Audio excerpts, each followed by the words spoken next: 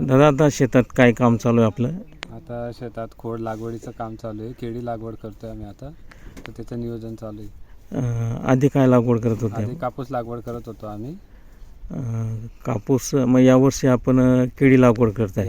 कापूसमध्ये तेवढं उत्पादन नाही होतं आणि कापसाला तेवढा भाव पण नाही, म्हणून आम्ही आता केळी लागवडीचं नियोजन केलं. मग केळीमध्ये आता म्हणजे खोड लागवड करताय की रोप? खोड लागवड करतोय.